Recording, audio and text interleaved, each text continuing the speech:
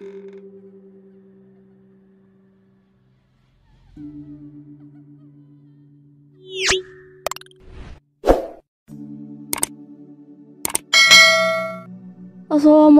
warahmatullahi wabarakatuh. Rahayu Sagung Dumadi. Kembali lagi di channel Babat Nusantara. Pada kesempatan kali ini saya akan menceritakan sejarah asal muasal terbentuknya keris Jawa. Tidak usah berlama-lama lagi, mari kita masuk ke ceritanya.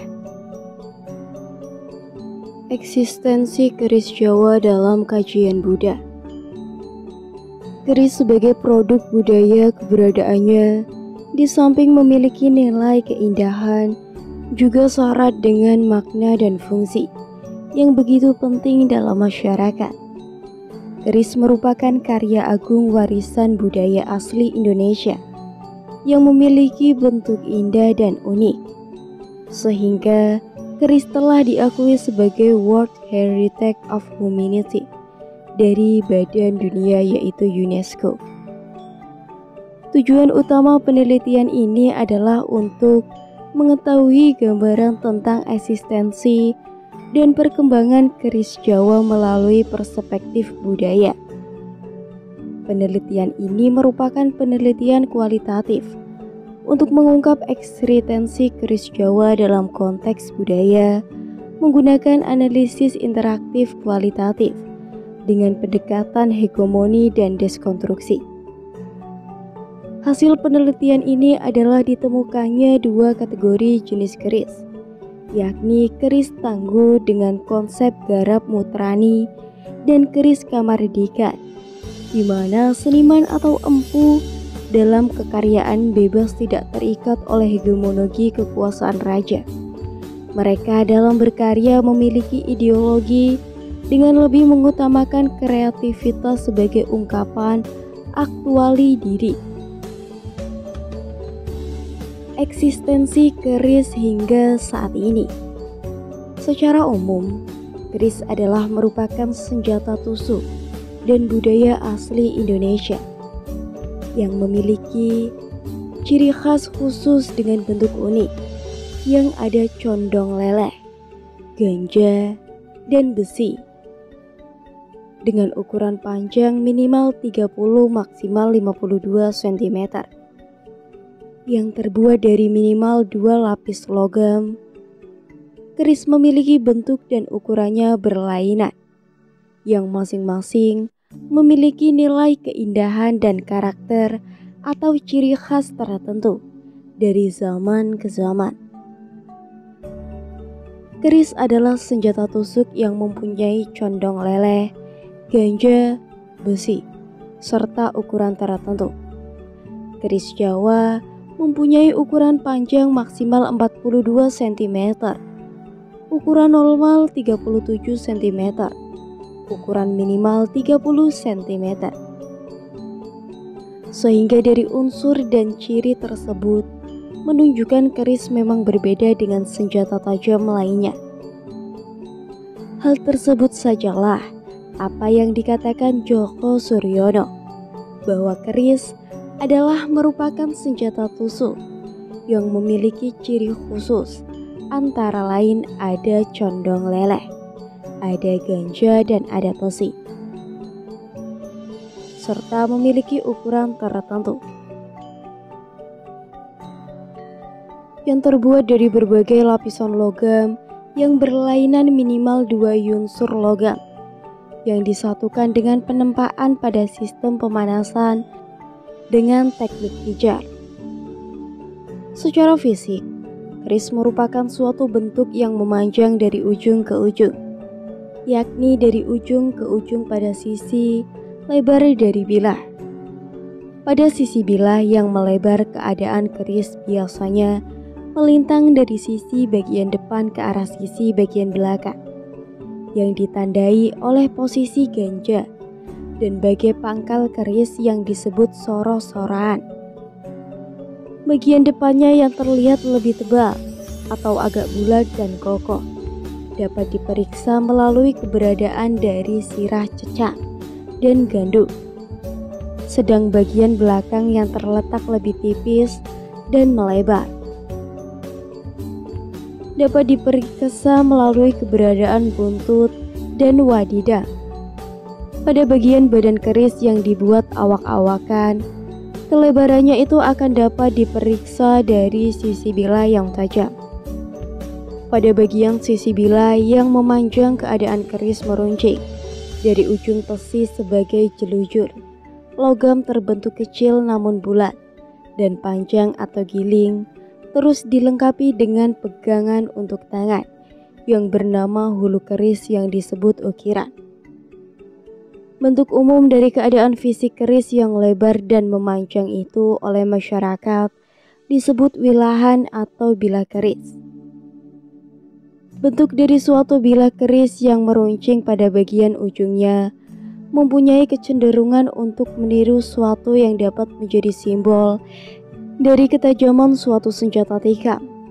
Dilihat dari model bentuk ricikan yang ada pada bagian gending, seperti kembang kancang, jalen, lamba gajah, ataupun relief dari kepala ular naga, dan lain-lain, memperlihatkan bahwa sebenarnya bayangan terhadap ketajaman dari ujung keris dapat diidentifikasikan dengan bentuk suatu bintang tertentu yang disterilisasikan, diperhalus sebagai suatu bentuk yang simbolik atau artistik.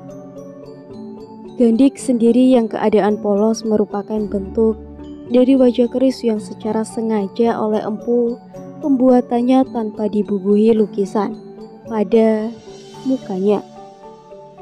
Diperkirakan merupakan suatu penghulusan terhadap keberadaan dari bentuk suatu bintang yang digunakan untuk model mata bilah, sehingga dapat menjadi lebih imajinatif, dapat menjadi media untuk suatu karya lebih bersifat artistik, serta dapat mengurangi kesan keganasan moral yang dapat muncul dari bagian bentuk fisiknya. Keris adalah benda seni yang meliputi seni tempa, seni ukir dan pada, seni bentuk serta seni perlambangan. Bahan baku pembuatan keris adalah besi, baja, dan bahan pamor. Bahan pamor ini ada beberapa jenis, yakni batu meteoroid, pamor luwu, pamor sanak, dan logam nikel. Eksistensi benda budaya keris selain dilakukan proses kreativitas, ternyata dalam kehidupan masyarakat Jawa sejak dahulu hingga sekarang masih memiliki peran yang penting. Walaupun mungkin secara substansi sedikit sudah terjadi perubahan alih fungsi, di mana awalnya pada zaman dahulu keris cenderung berfungsi sebagai senjata tajam yang dipergunakan untuk piandel dalam peperangan. Tetapi sekarang dapat kita lihat dalam kehidupan sehari-hari, terutama dalam aktivitas budaya, khususnya dalam upacara-upacara tradisional Jawa, di mana fungsi keris telah terjadi perubahan, yaitu sebagai karya seni yang memiliki fungsi sebagai pelengkap pakaian adat Jawa. Bahkan pada zaman sekarang fungsi keris cenderung sebagai perhiasan dan pusaka warisan nenek moyang kita yang memiliki adiluhung yang dilihat dari segi atau perspektif antara lain keindahan garapnya, sejarah para empu yang membuatnya, sejarah yang memilikinya turun-temurun, dan kesempurnaan dalam keseluruhannya. Sehingga keris telah diakui sebagai World Heritage of Humanity dari Badan Dunia, yaitu UNESCO. Ini merupakan bukti dari eksistensi keris yang hingga kini masih layak dan patut dilestarikan dan dikembangkan sebagai karya agung warisan budaya nenek moyang bangsa Indonesia. Perkembangan keris Jawa. Keris telah muncul dan berkembang menyebar hampir di seluruh Nusantara, sekitar pada abad ke-10 hingga sekarang. Hal tersebut dapat merujuk pada tulisan Hamzuri bahwa keris sebagai budaya asli masyarakat Indonesia pada awalnya berkembang di Jawa, kemudian menyebar hampir ke seluruh Nusantara. Artinya bahwa keris telah muncul pada zaman Kerajaan Singosari dan berkembang hingga zaman sekarang. Perjalanan sejarah menunjukkan bahwa keris merupakan sebuah produk seni yang tergolong dalam kategori seni golongan elit budaya, atau dalam bahasa populer disebut budaya keraton. Sehingga secara tidak langsung pengaruh homoni keraton sangat kuat terhadap dinamika perkembangan keris di Nusantara.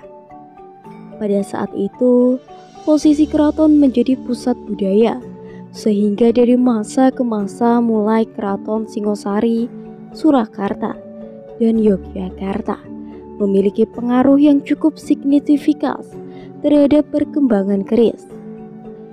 Salah satu indikator dari hegemoni keraton terhadap perkembangan keris adalah munculnya tangguh, yakni istilah dalam penyambutan zaman atau periodisasi keris dibuat. Namun seiring dengan perkembangan peradaban bangsa dengan ditandai Indonesia merdeka, maka sekaligus pengaruh kekuasaan keraton, Kasunan Surakarta, dan Kesultanan Yogyakarta tidak lagi memiliki pengaruh yang kuat terhadap perkembangan keris, karena di satu sisi sudah menyatakan bergabung dengan negara Republik Indonesia, juga sudah tidak lagi memiliki atau mengangkat empu keris, sehingga fenomena tersebut memiliki implikasi terhadap penyambutan atau penanaman terhadap keris yang dibuat pada masa setelah kemerdekaan atau setelah era Keraton Surakarta dan Yogyakarta, yakni dengan istilah keris kemerdekaan. Uraian di atas memberi kesimpulan bahwa dalam perkembangan keris memiliki dampak terhadap keberadaan keris berdasarkan zaman keris tersebut dibuat, yakni menjadi dua kategori sebagai berikut. Keris tangguh. Keris lama yang terbuat pada masa Kerajaan Singosari, Surakarta, dan Yogyakarta. Indikatornya adalah sebagai berikut. Aspek visual atau fisik. Keris memiliki gaya dan karakter bentuk, ukuran, bahan, condong, leles sesuai zaman atau daerah saat keris tersebut dibuat. Aspek empu. Keris yang tidak diketahui isi empu atau seniman pembuatnya atau anonim. Aspek zaman. Keris lama atau kuno, karena yang dibuat pada era atau zaman Kerajaan Singosari Surakarta. Aspek garap. Keris yang memiliki konsep garap mutarani, yakni meniru bentuk dapur keris sebelumnya. Keris kemerdekaan.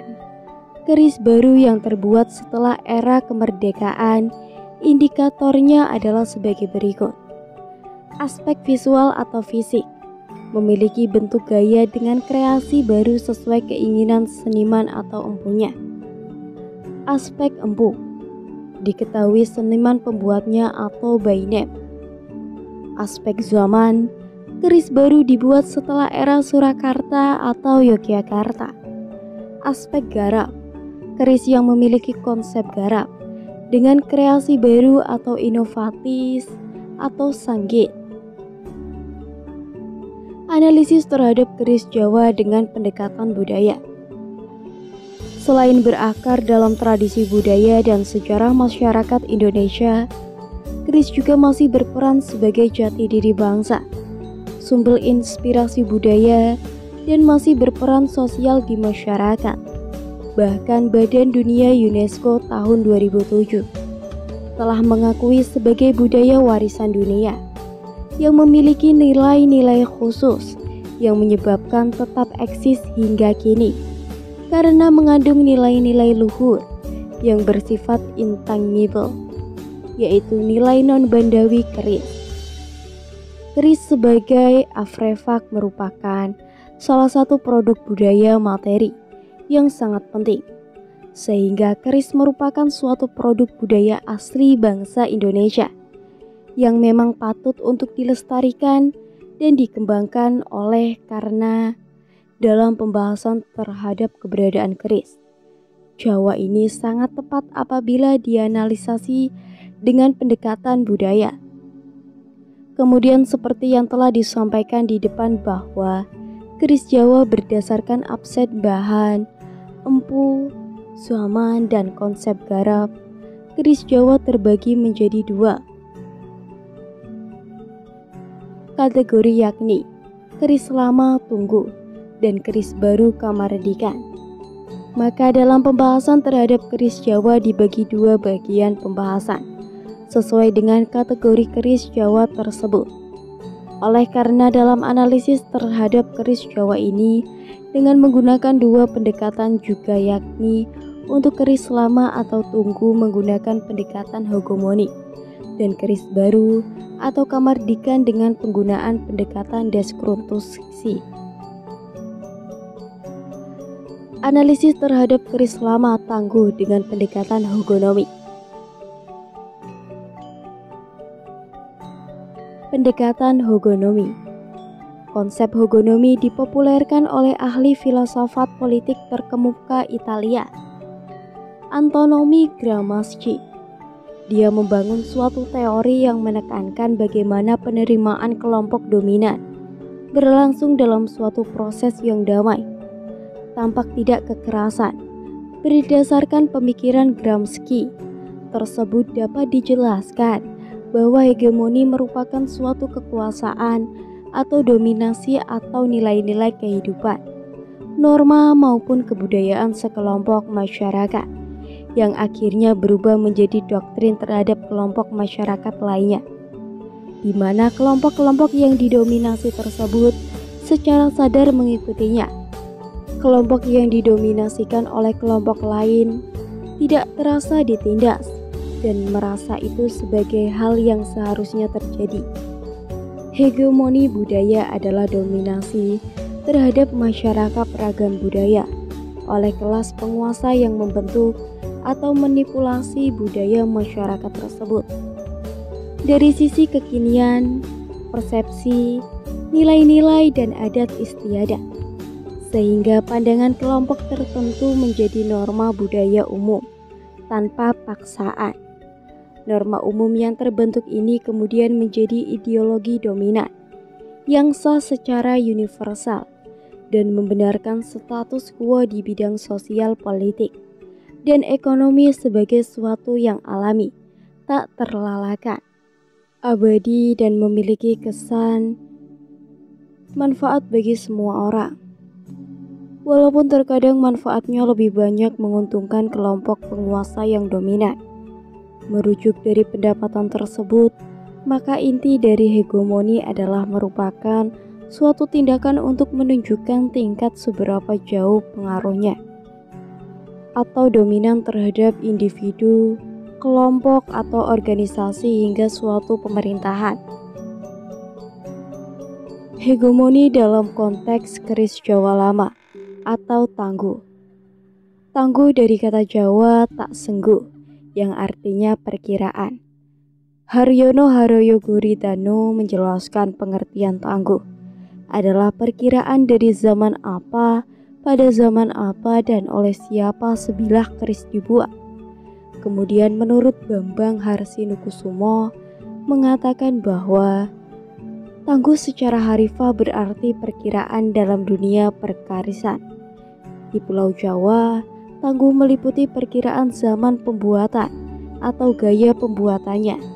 Sedangkan definisi lain, tangguh adalah perkiraan gaya kedaerahan atau zaman dibuatnya sebilah keris atau tombak yang dijabarkan dari pasikutannya, pengamatan jenis besinya, pamor, dan bajanya. Tangguh seharusnya memang dikaitkan dengan zaman pembuatannya sekaligus perkiraan umur keris itu.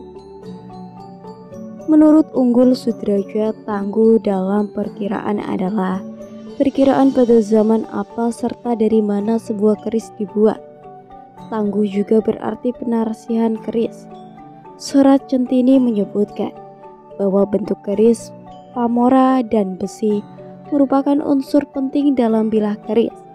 Unsur tersebut dapat menjelaskan dan menentukan tangguh keris.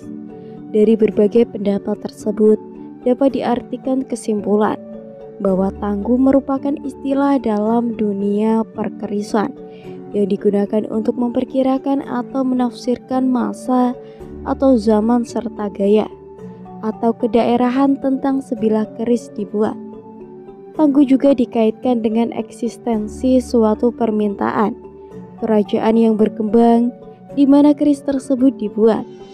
Misal Tangguh Surakarta atau nom-noman memiliki pengertian bahwa keris tersebut dibuat pada zaman, daerah atau gaya Surakarta. Sehingga semua pemerintahan raja-raja di Jawa masa lalu selalu mempunyai empu keris, termasuk di dalamnya adalah kerajaan Surakarta. Seorang raja berhak mempunyai tangguh sebagai ciri bentuk keris kerajaannya.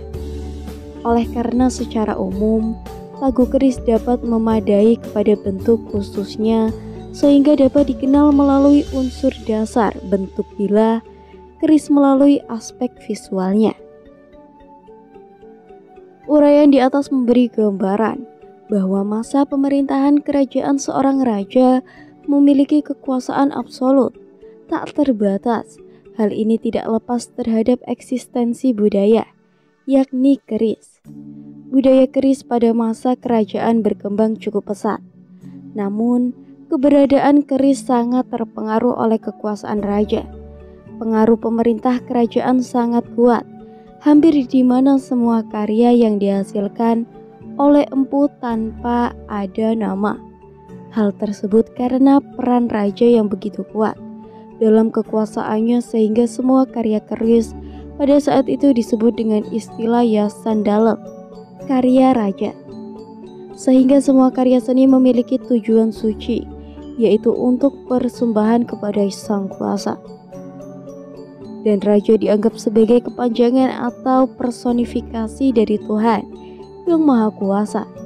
Sehingga apabila dilihat dari karya-karyanya, mereka memiliki konsep hegemoni karena mereka dalam melakukan kekaryaan dengan sangat terikat dengan pengaruh keraton. Ideologi. Secara harfiah, ideologi adalah pengetahuan tentang gagasan-gagasan, pengetahuan tentang ide-ide, scheme of ideals, atau ajaran tentang pengertian-pengertian dasar. Adapun ideologi yang dibangun oleh seniman keris pada zaman kerajaan tersebut adalah merupakan suatu langkah pelestarian dan bentuk pengabdian seorang seniman atau empu kepada raja atau tuhannya. Karya yang dihasilkan menampilkan bentuk konvensial dalam kemahiran menghiduplikasi terhadap dapur keris-keris sebelumnya dari zaman ke zaman oleh para empu keris yang disebut dengan istilah mutrani. Hal itu sejalan dengan pendapat Darsono bahwa karya yang dibuat merupakan karya studi tradisi dalam usaha untuk mencari alternatif pelestarian dengan mencoba menghadirkan kembali atau meniru karya peninggalan warisan budaya masa lalu. Seni revitalisasi secara vital masih mengacu seni tradisi sebagai acuan pokoknya. Sehingga strategi penciptaan sebagai konsep berkarya adalah dengan menggunakan konsep konservasi atau pelestarian dengan cara murni, nunggak seni, yaitu meniru sesuai pakem, tetapi pengolahan teknik dan bahan sesuai dengan kebutuhan saat ini. Analisis terhadap keris baru dengan pendekatan dekonstruksi. Aliran dekonstruksi lahir di Prancis sekitar tahun 1960-an, yang kemudian berpengaruh besar di Amerika sekitar tahun 1970, hingga pada tahun 1980. Pada dasarnya menurut Sarok, dekonstruksi bertujuan untuk membongkar tradisi metafsirkan barat seperti fenomenologi Husserlian, strukturisme Saussure, strukturisme Prancis. Padanya umumnya psikolog Kelis Fredusi, dan psikoanalis Lancania.